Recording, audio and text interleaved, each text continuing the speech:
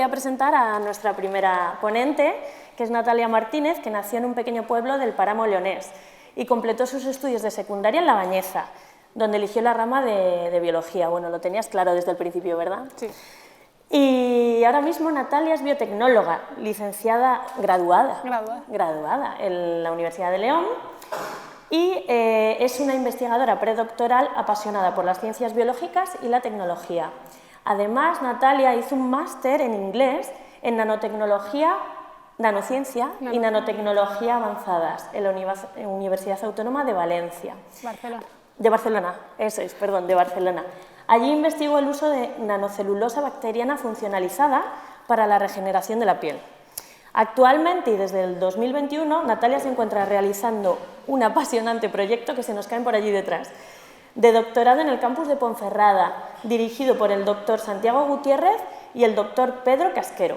Su investigación se centra en los metabolitos secundarios de los hongos, específicamente en el estudio de los tricotecenos, se dice así, y en la búsqueda de bacterias que puedan degradar estas toxinas perjudiciales para todos, que se encuentran en los alimentos, ¿vale? No sé si habéis tenido ocasión de ver el programa, pero su charla se titula Micotoxinas, el peligro oculto en nuestros alimentos y cómo las bacterias pueden ayudar a combatirlas. Buenos días a todos. Bueno, yo soy Natalia, como me han presentado estupendamente, y os voy a hablar de las micotoxinas. Primero, os voy a explicar qué es eso de la biotecnología, porque sabéis que soy biotecnóloga, pero a lo mejor no tenéis muy claro qué es la biotecnología. Unos sí, otros no.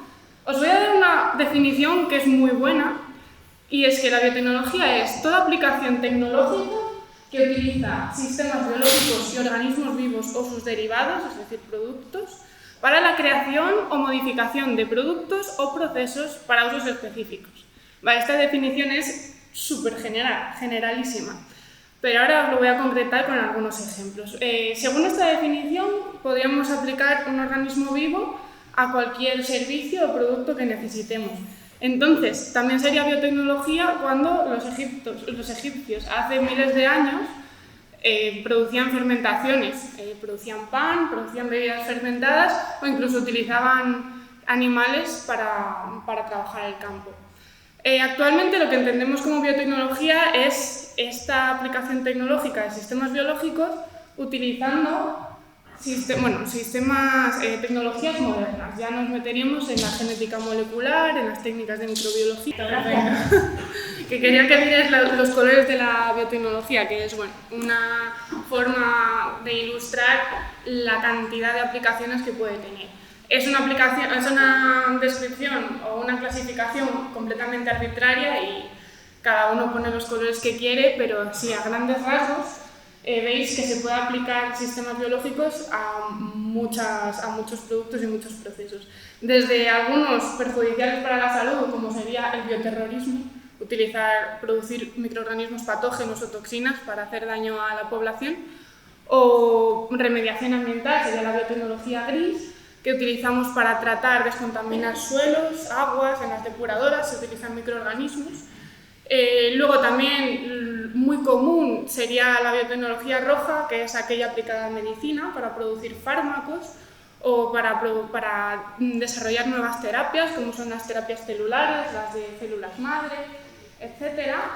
Y luego una que os sonará mucho, porque muchos cuando pensáis en biotecnología os vais directamente a los transgénicos, pues para desarrollar cultivos modificados genéticamente o no, e incluso mejorar. Hay otras técnicas que no tienen por qué ser transgénicos que mejoren las características de los cultivos, sino, por ejemplo, en mi grupo de investigación también desarrollamos el uso de hongos del suelo como tricoderma, que están de forma natural en el suelo, para sustituir a pesticidas. Es decir, esos hongos luchan contra los hongos patógenos que causan enfermedades en las plantas y lo que hacemos es cultivarlos y aplicarlos en las plantas para no tener que utilizar tantos pesticidas. Es decir, los usos de la biotecnología son muy diversos.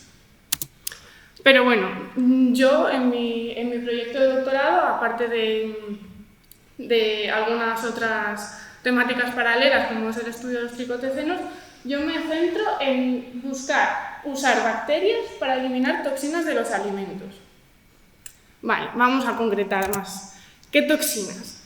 En los alimentos Cuando los cultivos son infectados por hongos como Fusarium graminearum, liberan micotoxinas al crecer, al infectar. Aquí veis, por ejemplo, una espiga de trigo infectada.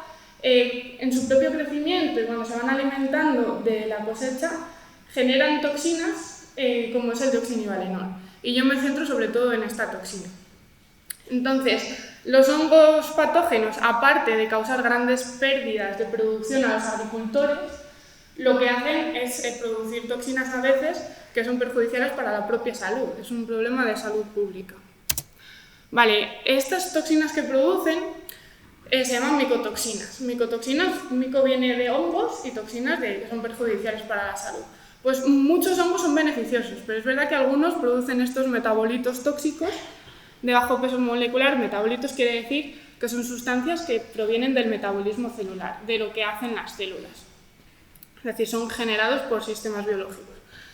Y se llaman micotoxinas. Vale, estas micotoxinas son muy diversas. Yo estudio el dioxinivalenol, pero químicamente pues hay muchas familias. Están las aflatoxinas, las ocratoxinas, los tricotecenos. El dioxinivalenol sería un tricoteceno, los alcaloides ergóticos, etc. Y estas toxinas, cuando las ingerimos, son tóxicas a muy bajas concentraciones, algunas incluso a muy bajas concentraciones, y pueden producir una gran variedad de síntomas. Es decir, hay manifestaciones clínicas a nivel hepático, es decir, del hígado, a nivel de los riñones, a nivel del sistema inmunitario o del sistema nervioso. Por ejemplo, el dioxinivalenol, incluso en pequeñas cantidades, cuando se ingiere, va afectando a las vellosidades del intestino, al sistema inmunitario del intestino, y lo que hace es producir muerte celular. Y los síntomas, por ejemplo, cuando hay ganado el que se ha alimentado con cereal contaminado con dioxinivalenol, se observa que pueden manifestar anorexia, rechazo al alimento y incluso a la muerte si son muy grandes cantidades.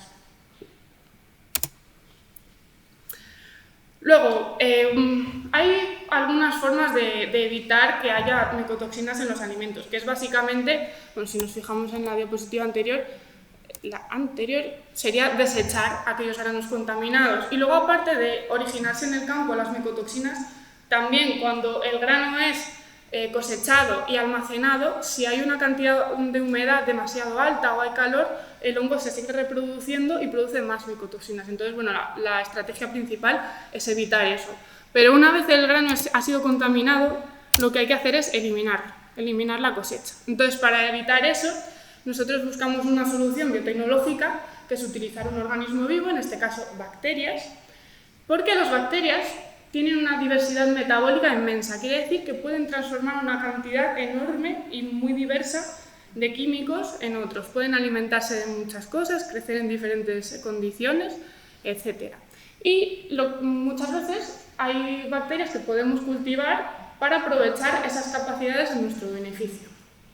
Desde producir metabolitos, es decir, ellos producen productos como, por ejemplo, fármacos, o, por ejemplo, bioplásticos, o productos que nos pueden interesar, o también son capaces, sería la aplicación de bioremediación, de transformar elementos que son nocivos para nosotros, como por ejemplo derivados de hidrocarburos, del petróleo, etc., o metales pesados, absorberlos. También podemos utilizar microorganismos para ello. Y luego, otras aplicaciones que serían más familiares, como la fermentación. Por ejemplo, transformar leche en yogur lo hacen dos bacterias y tienen la ventaja de que producen ácido láctico, acidifican el medio y ese medio, el yogur, es menos susceptible de ser infectado por una bacteria patógena que la leche. Entonces, ayuda a la conservación. Vale. Pues nosotros vamos a buscar bacterias que sean capaces de degradar el dioxinivalenol. Vale, entonces, en general, dentro del STEM yo estaría en la parte de ciencia, en investigación, y los investigadores lo que hacemos es, cuando se nos ocurre una idea de estas, no se nos ocurre, estamos en un grupo de investigación que va desarrollando esa temática, pero lo que hacemos es informarnos mucho sobre eso. Nos informaríamos sobre las micotoxinas, sobre las bacterias, sobre la degradación de micotoxinas, y formularíamos nuestras hipótesis sobre qué podemos hacer nosotros al respecto, cómo encontramos esa bacteria. Diseñaríamos los experimentos para encontrarla, los realizaríamos, analizaríamos los resultados y discutiríamos las conclusiones. Y luego toda esa información que consigamos en el proceso la publicaríamos para que otra gente, otros grupos de investigación puedan leerla y, bueno, no empezar de cero, ¿no? Vamos acumulando conocimiento científico. En mi caso, bueno, pues yo he leído mucho sobre micotoxinas y he visto que sí que ya se han encontrado bacterias que degradan micotoxinas y de hecho incluso que degradan deoxinivalenol, pero no en las condiciones que nosotros queremos. Y por ejemplo hay bacterias, hay hasta un producto comercial que es una bacteria, un aditivo para piensos que degrada otra micotoxina que es la zearalenona, que es el enzyme este.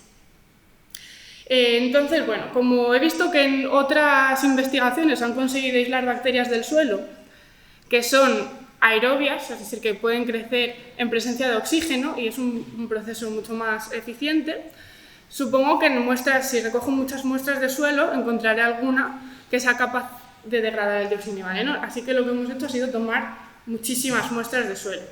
Y lo que estoy haciendo es cultivos de estas muestras de suelo en presencia de deoxinivalenol y determinando la presencia del deoxinivalenol para ver si se reduce. Entonces, por ejemplo, en esta gráfica, no os voy a explicar qué técnica es, pero cada tipo corresponde a un compuesto determinado. La gráfica roja sería el control, el primer pico es el deoxinivalenol, y la gráfica azul es una de mis muestras, la V19, que veis que lo reduce totalmente, lo ha transformado. ¿En qué? En otra cosa. ¿Qué es? No lo sé. Lo tenemos que investigar. Y lo que a mí me interesa es que sea de epoxinivalenol. O sea, de epoxideoxinivalenol, perdón. Ya os estoy liando con los términos químicos, pero bueno, lo siento. Eso lo tendré que determinar más adelante. Vale, entonces los siguientes pasos del proyecto serían, una vez consigo un cultivo que sea capaz de degradarlo, tendré que aislar las bacterias, caracterizarlas, estudiar su expresión genética, determinar los genes que están implicados en ese proceso y mi objetivo es conseguir una enzima que cuando la añadamos a un pienso o a un alimento contaminado sea capaz de descontaminarlo, de degradar el deoxinivalenol. Entonces, para eso, usando ya métodos más avanzados de biotecnología, extraería el gen de la bacteria que es capaz de hacer eso, lo metería en una bacteria que lo produce en grandes cantidades y lo aislaría y lo caracterizaría y escalaría la producción. Esos serían los últimos pasos del proyecto. Vale, bueno, ya no os voy a dar más la chapa con mi proyecto, pero sí que vamos a hacer un Kahoot en vez de escribir las conclusiones para ver si os habéis enterado de algo. Son 5 preguntinas, como sois muchos, poneos en grupos de 2 o de 3 y usar un smartphone por grupo porque solo se pueden 20 personas. Podéis sacar los móviles, está permitido, ¿vale? Es un momento bueno.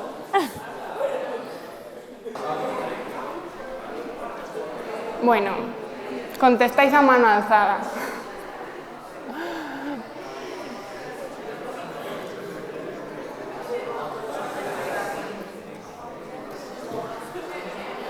Qué rápido es esta gente.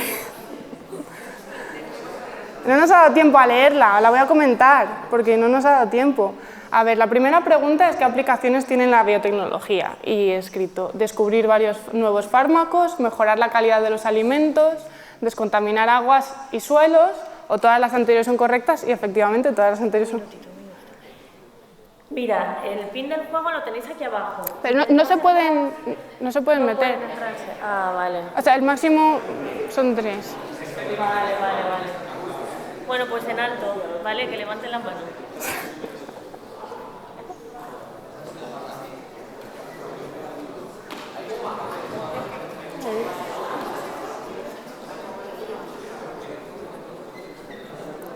Vale, los hongos producen micotoxinas perjudiciales, ¿verdadero o falso? Ese es el cornezuelo del centeno, el del LSD. No es verdadera porque no todos los hongos las producen. Algunos sí, algunos no, y algunas micotoxinas ni siquiera son perjudiciales para los animales. Entonces, bueno, hay, por ejemplo, una micotoxina con la que nosotros trabajamos, que es el arcianuma, que es seguro, pero para algunos organismos patógenos no lo es. Entonces, bueno, depende. Pero no todos, porque si pensáis, por ejemplo, en las levaduras, que también son hongos, que son las que producen la cerveza, el pan, etcétera, no producen micotoxinas.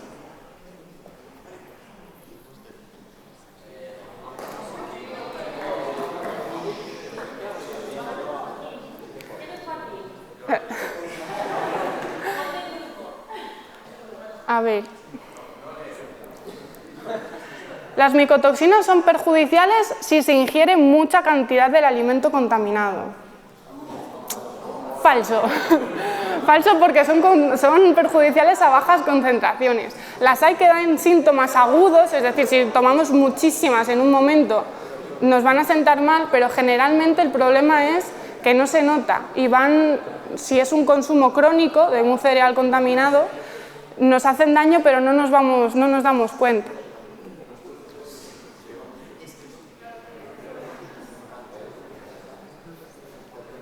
Señala lo falso sobre las bacterias. Son de tamaño microscópico, son ubicuas, están por todas partes, algunas pueden causar enfermedades o es difícil encontrar utilidad en ellas. Claro, no es difícil, sirven para todo.